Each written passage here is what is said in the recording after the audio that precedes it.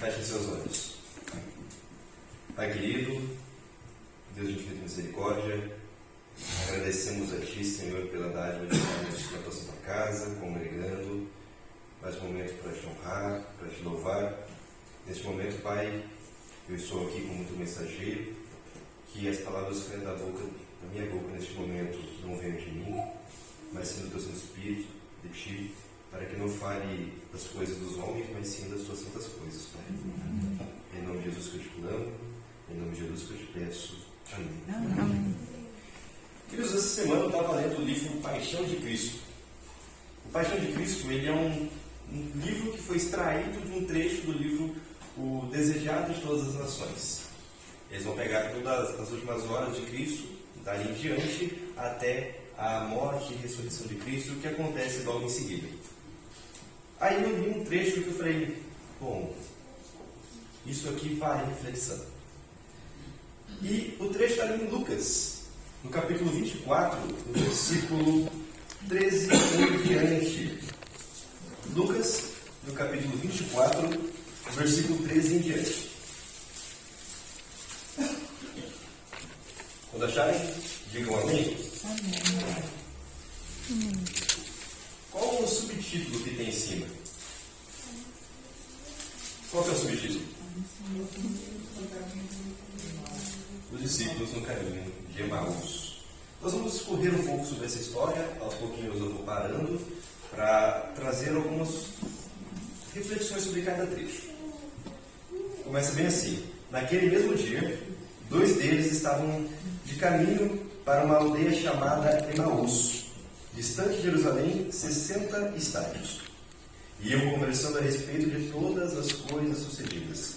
Aconteceu que enquanto conversavam e discutiam, o próprio Jesus se aproximou e ia com eles. Os seus olhos, porém, estavam como que impedidos de o reconhecer. Então lhe perguntou Jesus: que é isso que vos preocupa? E de que ides tratando à medida que caminhais? E eles pararam entristecidos. Vamos parar nesse momento, no versículo 17, e vamos tirar a primeira coisa que dá para entender pelo próprio texto. Os discípulos estavam caminhando em direção a Emaús, mas são 60 estádios. O 60 estádios, vamos ver aqui, eu acho que eu tenho a tradução aqui. Não, 11 quilômetros. 60 estádios, uma distância de aproximadamente 11 quilômetros.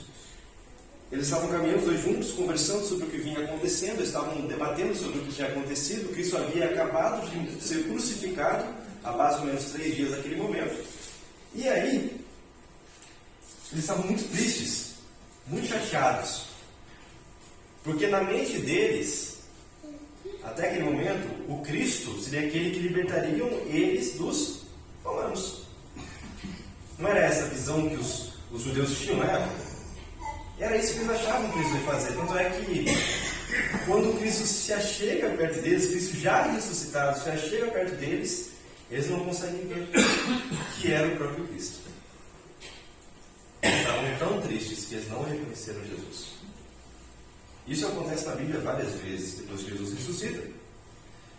O mais interessante é que, às vezes, nós colocamos algumas coisas, algumas emoções que nos impedem de ver a Cristo, de ver a obra de Cristo.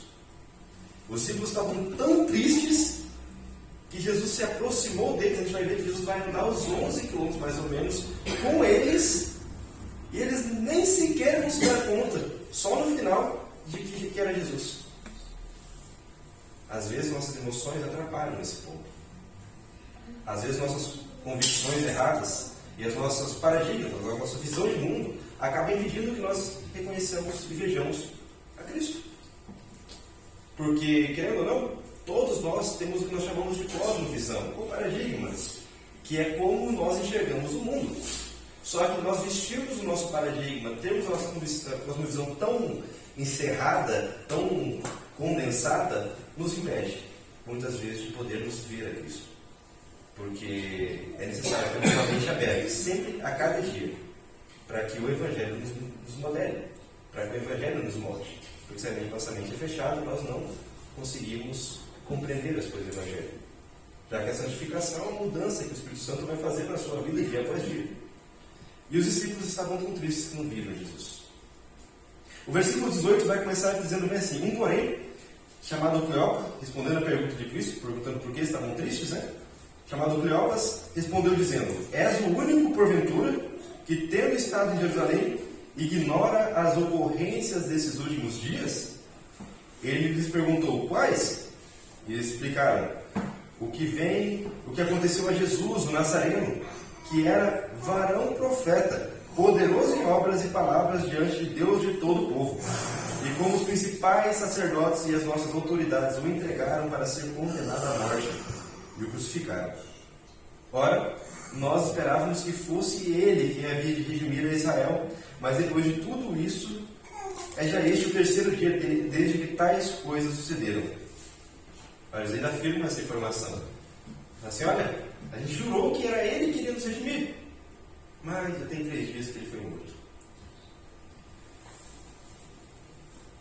É verdade, verso 22, também que algumas mulheres das que conosco estavam nos surpreenderam tendo ido de madrugada ao túmulo, e não achando o corpo de Jesus, voltaram dizendo terem tido uma visão de anjos, os quais afirmavam que ele vive. De fato, alguns dos ossos foram ao sepulcro e verificaram a exatidão do que disseram as mulheres, mas não o viram. O interessante agora é a informação que eles vão dando. Existem algumas pessoas que são críticas à Bíblia, por um simples fato: dizem que ela pode ter incoerências históricas e tudo mais. Mas sabe como a gente identifica uma coerência histórica ou uma incoerência histórica no relato? É quando ele se valida de alguns pontos que são convenientes para a época. Lucas utiliza o pior argumento possível para falar sobre a ressurreição de Cristo. Sabe qual que é o pior argumento possível para a época? Falar que as primeiras pessoas que viram Jesus foram mulheres. Mulher não podia opinar. Mulher não tinha direito à fala. Então, a pior testemunha que podia ter na época era as mulheres terem visto ele primeiro. Só que quando Lucas não esconde esse fato, ele valida esse como sendo o primeiro fato, sendo as mulheres a primeira a encontrar Jesus. Na época toda patriarcada e machista, é uma das coisas que validam o testemunho de Lucas. Porque ele não está falando, não, os homens encontraram Jesus primeiro e depois as mulheres. Não, está falando, as mulheres viram Jesus primeiro. E depois os homens foram verificar. Para vocês verem como os homens não confiavam na palavra delas. Porque se eles confiassem, eles não iam verificar, eles iam esperar Jesus vir até eles. Como ele falou para Maria Madalena. Continuando o verso 25, Jesus agora vai discorrer um pouco. Então lhes disse Jesus: ó nécios e tardos de coração, para crer tudo o que os profetas disseram. Porventura, não convia que o Cristo padecesse e entrasse na sua glória? E começando por Moisés, discorrendo por todos os profetas, expunha-lhes os que a seu respeito constavam em todas as Escrituras. Agora Jesus, depois de os indagar, fala assim: olha, o que vocês estão falando? Não, é que Jesus, a gente achou que ele redimia a gente, mas ele morreu. É claro, umas mulheres viram que anjos falaram que ele tinha vivido e os outros homens foram verificar, mas, poxa, a gente achou que ele ia redimir a gente, ele achou que ia derrubar Roma. E Cristo fala assim: olha, vocês são tão tolos. Nessa é uma palavra de tolo. São tão bestas. Não convinha que o Cristo morresse? É o que diz os profetas. E aí Jesus começa a pegar dos escritos de Moisés. Quais são os escritos de Moisés? Alguém sabe me dizer? Quais são os escritos de Moisés? O que Moisés escreveu? O Pentateuco. O Pentateuco. Gênesis, Êxodo, Levítico, Número e Deuteronômio. Então, Deus começou por onde? Por Gênesis. Do começo. Dos livros que Moisés escreve. E aí ele discorre por todos os profetas. Na Judéia antiga, o judaísmo tem o costume de chamar a Torá, né? Na verdade, tem um nome específico, mas eles costumam chamar a Bíblia do Antigo Testamento que nós conhecemos hoje de lei e os profetas. Ou Tanar, que é lei, os escritos e os profetas. Mas o comum da época era a lei e os profetas. Era assim que eles se referiam à Bíblia do seu período, que é o Antigo Testamento que nós temos hoje. Então Cristo, ele pega a Bíblia de sua época, o Antigo Testamento que nós temos hoje, e começa a falar para eles: olha, aqui está dizendo isso, isso, isso, e começa a discorrer. E olha, 11 quilômetros é tempo, hein? Eu andei hoje de casa até aqui, dá 1,5 km, 25 minutos. Se fosse eu passo, daria uns 20 minutos por quilômetro. Imagina que eles gastaram algumas horas ali. Cristo discorreu sobre toda a palavra, relembrando eles sobre que o Cristo deveria sim morrer e que ao terceiro dia ressuscitaria ele. O que vem ao caso, neste momento, é que as pessoas invalidam a palavra de Deus, ignoram o Antigo Testamento, sendo que o próprio Cristo se utilizava dele.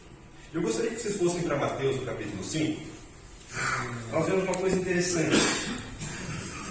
Mateus, no capítulo 5, um verso muito utilizado para dizer que o Antigo Testamento não tem mais validade, dizer que não é mais nem necessário guardar a lei. Mateus capítulo 5, verso 17, temos uma fala de Cristo que diz bem assim: não penses que vim revogar a lei ou os profetas. Não vim para revogar, vim para cumprir. Tem pessoas que pegam esse verso, viu? Ele falou que veio cumprir. Ou seja, Jesus cumpriu, não precisa mais. Só que as pessoas esquecem que a Bíblia é traduzida de uma outra língua. Ou seja, podem haver equívocos do tradutor. Existe uma expressão italiana, é tradutore is a traitore. O tradutor é um traidor. Porque ele não consegue traduzir as formas de linguagem. E a palavra grega do cumprir aqui é plerosai. Plerosai, no grego, ele tem como tradução correta, seria como validar, estabelecer, confirmar ou até mesmo explicar sobre. Plerosai tem como ponto de validação. Ou seja, Cristo está falando basicamente assim: eu não vim para revogar a lei dos profetas, mas eu vim para validá-los. Eu vim para corrigir vocês. Vocês estão tudo torto. E de fato estavam. Sobre o sábado, sobre o quarto mandamento, tínhamos 400 leis não bíblicas escritas sobre ele. Não podia cuspir no chão, porque se o seu cuspe caísse numa semente germinasse, você estava trabalhando, era pecado. Então é sobre isso que Cristo veio falar. Eu vim validar a lei, porque vocês não sabem guardar. E ele ainda prossegue. Porque em verdade vos digo que nem até que os céus e a terra passem, nem um qui ou um tio jamais passará da lei, até que tudo se cumpra. E, no grego, vem da letra iota, que é a menor letra do alfabeto grego. Ou seja, o que Cristo está dizendo assim: olha, nem que os céus e a terra passem, até que os céus e a terra passem, nem o menor traço da lei vai se mudar. E quando ele fala até que tudo se cumpra, agora você fala assim: bom, é a mesma palavra, plerosai, negativo. Agora cumprir está em outra palavra. A palavra aqui no grego é genitai. E essa sim tem como função cumprimento, findar. Ou seja, Cristo fala assim: ó, enquanto não se acabe tudo que tem para se acabar, não se cumpra tudo que tem que se cumprir, a lei ainda é válida. E aí, nós temos isso enfatizado. Pode voltar para Mateus capítulo 24, Lucas 24, perdão. E isso ainda mais validado ainda quando a gente utiliza, quando a gente compreende que Cristo, ao falar com seus discípulos, os discípulos de Emaús, ao falar com os discípulos, Cristo se utiliza da lei e os profetas. Porque nunca jamais Cristo veio alterar isso. Ele veio alterar o que estava errado, ele veio corrigir, ele veio validar. E, continuando, após discorrer, ele fala assim: olha, vocês não estão entendendo. Então vamos ver o que é realmente. Ele mostra que eles vão entender o que Cristo tem de função mesmo. Qual era a função do Cristo? No verso 28, quando se aproximavam da aldeia para onde iam, fez ele menção de passar adiante. Mas eles o constrangeram, dizendo: fica conosco, porque é tarde e o dia já declina. E entrou para ficar com eles. E aconteceu que quando estavam à mesa, tomando ele o pão, abençoou E tendo partido lhes deu. Então se abriram os olhos e o reconheceram, mas ele desapareceu na presença deles. E disseram um ao outro: porventura nós não nos ardia o coração quando ele pelo caminho nos falava, quando nos expunha as Escrituras? E na mesma hora, levantando-se, voltaram para Jerusalém, onde acharam reunidos os 11 e outros com ele, os quais diziam: o Senhor ressuscitou e já apareceu a Simão. Agora nós temos o final do trecho de Emaús. Eles estão chegando na vila e Jesus fala assim: não, eu vou prosseguir viagem, meu destino é outro. Mas o interessante do termo, o texto vai dizer que ele não está fazendo isso, que ele realmente ia continuar. A pessoa fala assim: ó, ele fez menção de passar adiante. Ou seja, ele estava testando os discípulos. E a Bíblia vai falar que eles constrangeram. Eles falaram: não, pelo amor de Deus, fica com a gente. Naquele momento eles deviam estar com um desejo tão ardente de ouvir mais coisas daquele homem. Eles estavam com um desejo tão forte de entender: nossa, como é que ele sabe tanto? Por favor, fica com a gente. Por favor, fica conosco. E Cristo falou: tá bom, eu fico com vocês. E ao entrar na casa, na hora que ele partiu o pão, eles abriram os olhos e reconheceram que era o Cristo. Mas na hora que eles reconheceram, Cristo some. E eles, na mesma hora, retornam para Jerusalém. A questão é que o motivo que eles falam para Jesus ficar, falam: não, está ficando de noite, fica aí com a gente. Mas para voltar para Jerusalém, 11 quilômetros, não era de noite ainda.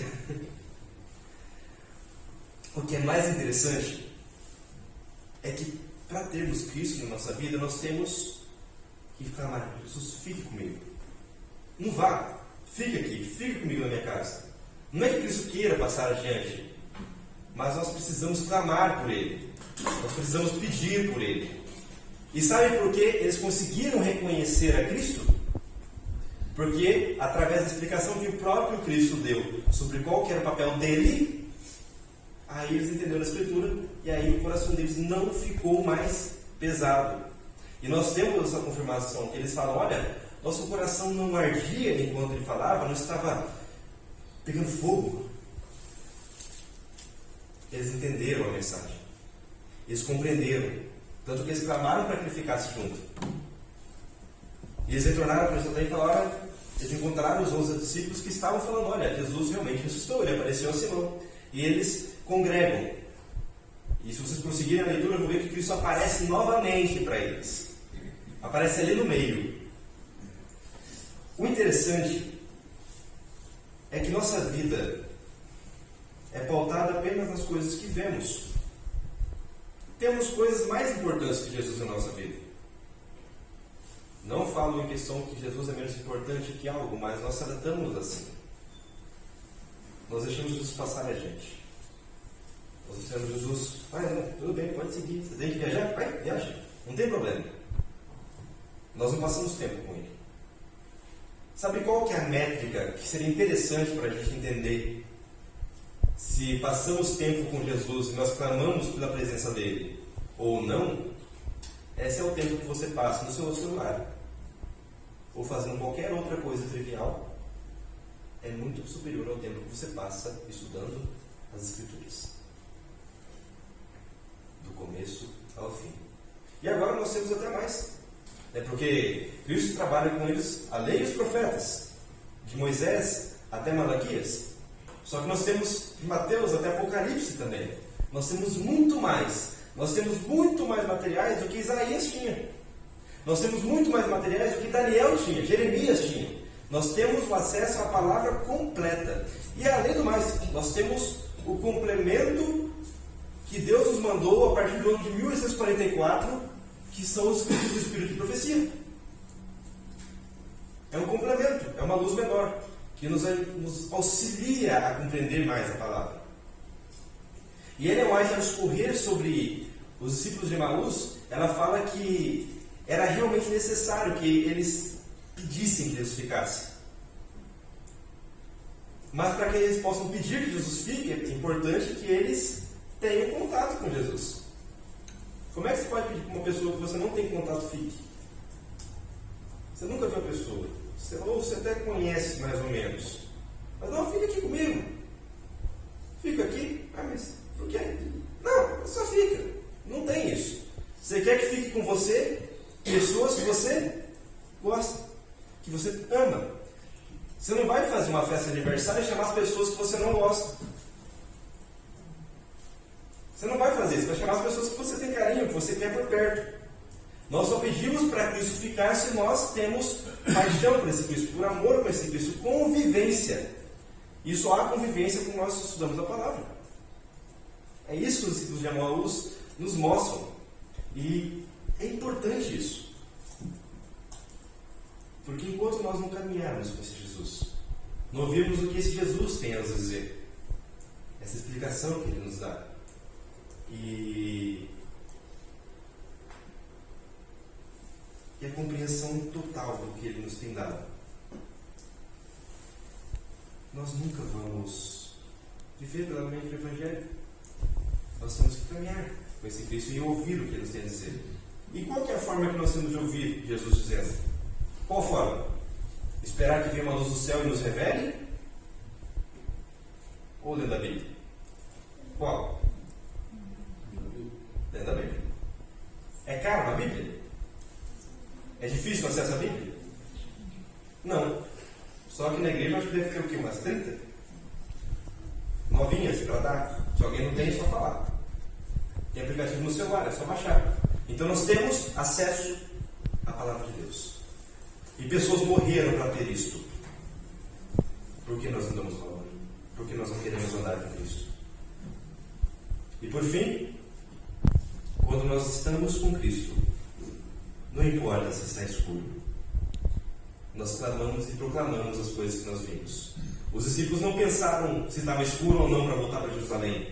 Eles estavam tão felizes sobre a verdade que eles descobriram pelo Cristo, que eles tinham que voltar para Jerusalém para proclamar aos outros. Você está feliz a ponto de falar a palavra de Deus aos outros? Porque se não estivermos, do que vale ser cristão?